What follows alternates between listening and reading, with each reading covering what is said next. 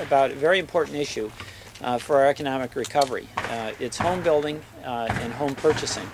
And the question that we're going to face in Congress is whether to extend the First-time Homebuyer Tax Credit.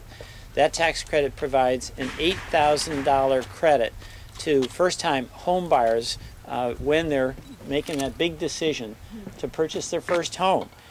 And this program has been one of the elements of the stimulus package that has been a resounding success. About 375,000 individuals became motivated to make a first-time home purchase. That's been good for them. It's been good for the economy. It's helped to start stabilizing prices. And my view is that when we passed the stimulus package, we wanted to review on a constant basis what parts of the stimulus package worked and what didn't. And my view, very strongly, is that what works we should do more of, what doesn't we should discard.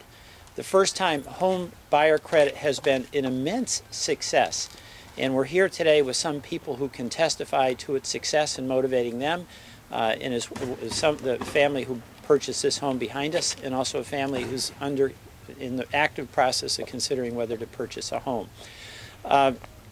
You know, when we have an economic downturn, as we've had, and this is the most severe downturn in our economy since the Depression, it is almost always home building and housing that helps lead us into a recovery.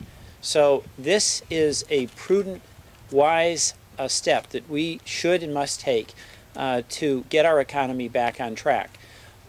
One of the questions that is always going to be asked is, how do we pay for this? The price tag has been about $15 billion to motivate those 375,000 homeowners. And as I said earlier, we have unallocated funds from the stimulus program. We're also in the process of having some of the TARP money that went to the banks that were major institutions responsible for so much of this pain. They're starting to pay some of that money back. So there are sources of funds that would help with what in effect would be a modest additional commitment of about $15 billion so that Vermonters and Americans can make that first big decision on that purchase of a home, and so that we can have builders like the Snyder family who builds homes in Vermont and others getting back to work and putting Vermonters, craftsmen and women to work.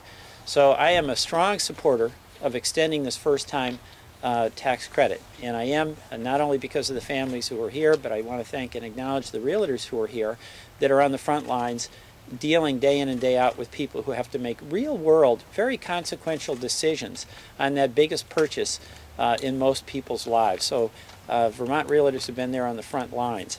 And we have today a number of people who are going to speak. And first, I want to introduce Lindsey and Matt Wignall. And this is their home. Pretty nice place. All right? And they're going to tell you how the first time the tax credit helped them buy it. Come on up.